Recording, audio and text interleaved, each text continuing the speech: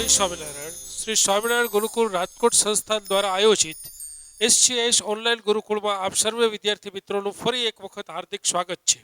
વિદ્યાર્થી મિત્રો, આપણે પ્રકરણ નંબર 6 નો અભ્યાસ કરી રહ્યા છીએ અને આ પ્રકરણ નંબર 6 માં આનુવંશિકતાનો આણ્વીય આધાર આ પ્રકરણમાં આપણે ગયા લેક્ચર્સમાં એક સરસ મજાના ટોપિક વિશે ચર્ચા કરેલી, જે હતો DNA નો જલીલ દ્રવ્ય તરીકેનો ગુણધર્મ શું છે તેના વિશે.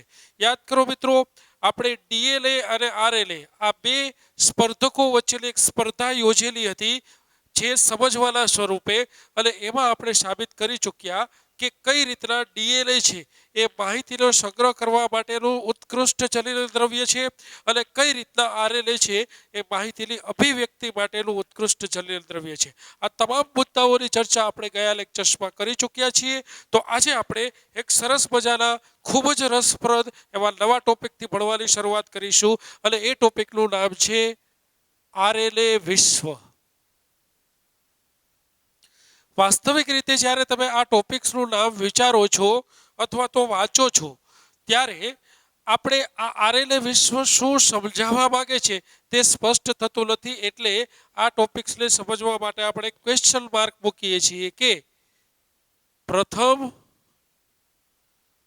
જલીલ દ્રવ્ય તરીકે કોણ?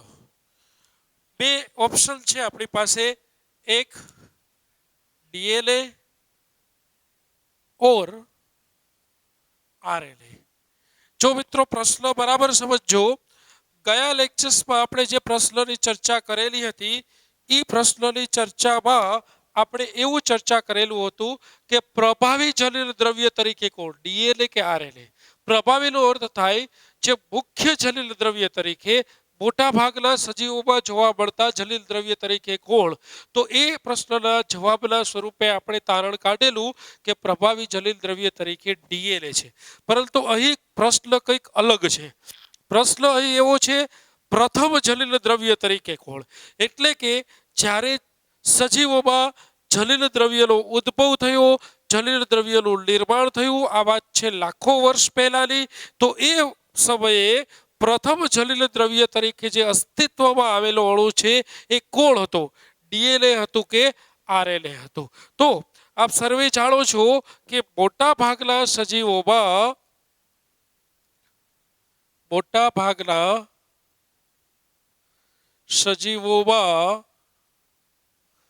જલીલ દ્રવ્ય તરીકે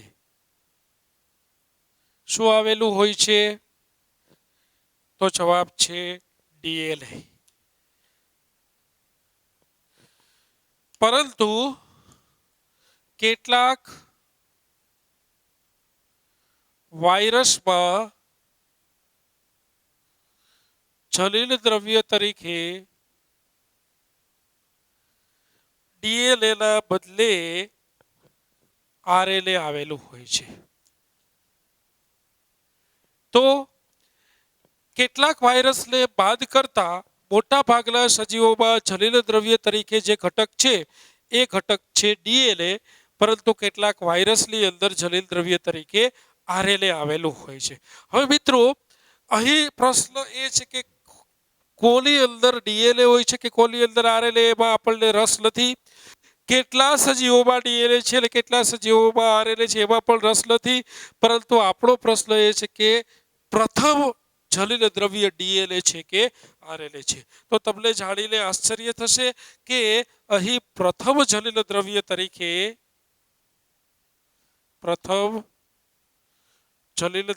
તરીકે RLA નો ઉદ્ભવ થયેલો છે.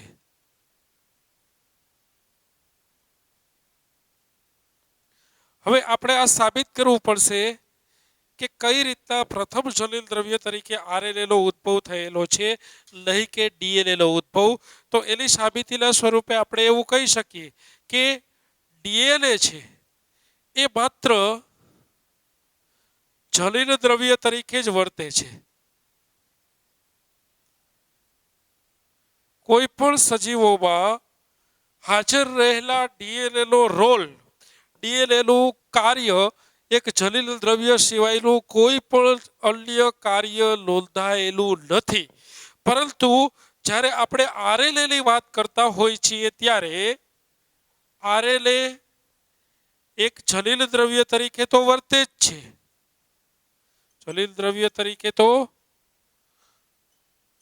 વર્તે જ છે, પરંતુ આ જલીલ દ્રવ્ય સાથે સાથે એ એક ઉત્પ્રેરક તરીકે પણ વર્તે છે. ઉત્પ્રેરક તરીકે પણ વર્તે છે. અને આપ સર્વે જાણો છો કે કોઈ પણ સજીવમાં એ સજીવની જીવંતતા એટલે કે જીવતું રહેવાની ક્ષમતા ઘણી બધી પ્રક્રિયાઓ પર આધારિત હોય છે.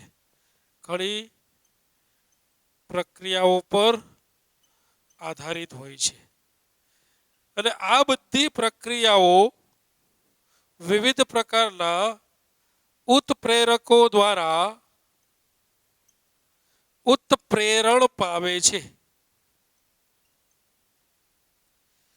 શ્વસન છે, પાચન છે, ઉત્સર્જન છે, પ્રજનન છે, આ બધી જ પ્રક્રિયાઓ વિવિધ પ્રકારના ઉત્પ્રેરકો દ્વારા ઉત્પ્રેરણ પામે છે. તો કોઈ પણ સજીવની જીવંતતા માટે વિવિધ પ્રકારની પ્રક્રિયાઓનું ઉત્પ્રેરણ થવું જરૂરી છે. તો આપણે અહીં કહી શકાય કે RLA પ્રોટીન પ્રકૃતિ ધરાવતો ન હોવા છતાં પણ વાસ્તવિક રીતે જે ઉત્પ્રેરક છે, જેને આપણે ઉત્સેચક એવું નામ પણ આપી શકીએ, એ પ્રોટીનિક પ્રકૃતિ ધરાવતા હોય છે.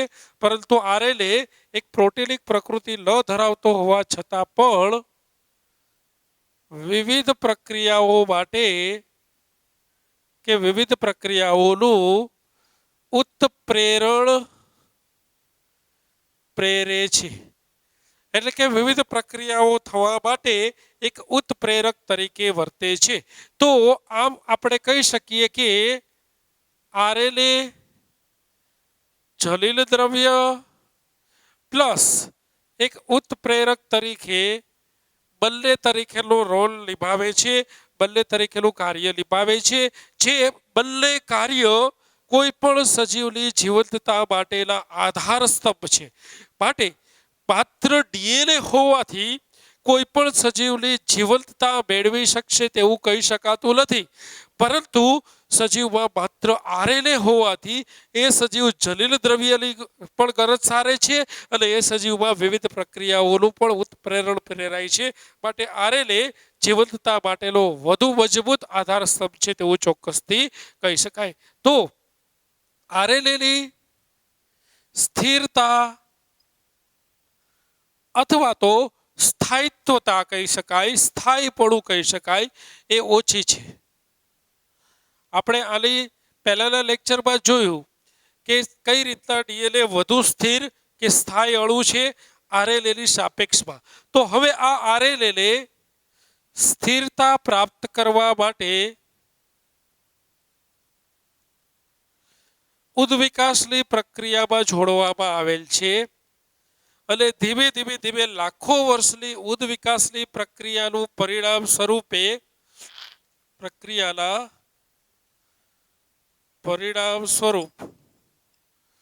વધુ સ્થિર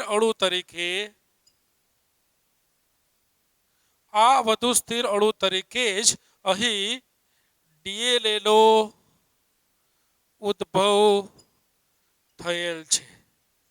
અને એટલે જ મિત્રો યાદ રાખજો કે RLA મોટા ભાગે એક શૃંખલામય સ્વરૂપે હોય છે, એટલે કે સિંગલ સ્ટેન્ડર્ડ સ્વરૂપે હોય છે. જે RLA નો ઉદ્વિકાસ થવાથી વધુ સ્થિર અણુ બનવાથી એ ડબલ સ્ટેન્ડર્ડ સ્વરૂપ એટલે કે DNA માં રૂપાંતરણ પામ્યું છે. એટલે કે એક શૃંખલામય હોય, સિંગલ સ્ટેન્ડર્ડ હોય ત્યારે તેની સ્થિરતા ઓછી હોય, પરંતુ એ જ ડબલ સ્ટેન્ડર્ડ સ્વરૂપમાં રૂપાંતરણ પામે ત્યારે બેવડી શૃંખલામય બનતું હોવાથી તેની સ્થિરતામાં પણ વધારો થાય છે અને એ એક ઉદ્વિકાસની પ્રક્રિયાનું જ પરિણામ છે તેવું કહી શકાય. તો આ રીતે સ્થિરતા પ્રાપ્ત કરવા માટે આરએલએ માંથી ધીમે કરતા લાખો વર્ષની ઉદ્વિકાસની પ્રક્રિયાના અંતે અહીં ડીએનએ નું નિર્માણ થયેલું જોવા મળે છે. તો આ રીતના આપણે સાબિત કરી શક્યા કે પ્રથમ જલિલ દ્રવ્ય તરીકે જે અણુ વિકાસ પામેલું છે એ અણુ આરએનએ છે, નહીં કે ડીએનએ. તો યાદ રાખો, ફરી એક વખત આ ટોપિક્સને પૂર્ણ કરતા પહેલા સ્પષ્ટતા જરૂરી છે કે પ્રભાવી જલિલ દ્રવ્ય તરીકે કયું હોય છે, તો જવાબ મળે છે ડીએનએ. પરંતુ પ્રથમ જલિલ દ્રવ્ય તરીકે કોણ હોય છે, ત્યારે જવાબ મળે છે આરએનએ. અને અહીં આરએનએ એક જલિલ દ્રવ્ય પ્લસ એક ઉત્પ્રેરક બંને તરીકેનો રોલ નિભાવે છે. તે વાતની સાબિતી આપે છે કે જ્યારે સજીવમાં એક જલિલ દ્રવ્ય તરીકે હોવું જેટલું જરૂરી છે, એટલું જ જરૂરી એ સજીવમાં વિવિધ પ્રક્રિયાઓનું ઉત્પ્રેરણ થવું જરૂરી છે. અને આરએનએ દ્વારા એ ઉત્પ્રેરણની પણ ગરજ સારે છે અને જલિલ દ્રવ્યની પણ ગરજ સારે છે. માટે આરએનએ સૌથી પ્રથમ જલિલ દ્રવ્ય તરીકે અસ્તિત્વમાં આવ્યું છે. પરંતુ આરએનએની સ્થિરતા ઓછી છે, જે સ્થિરતા ઉદ્વિકાસની પ્રક્રિયાના અંતે મેળવવાથી આરએનએમાંથી જ આરએનએનું બીજું સ્વરૂપ ડીએનએના સ્વરૂપ ઉદ્ભવ પામેલ છે. અને આ રીતના આરએનએમાંથી ડીએનએ ઉદ્ભવ પામેલું છે. તો પ્રથમ જલિલ દ્રવ્ય તરીકે આવે છે આરએનએ.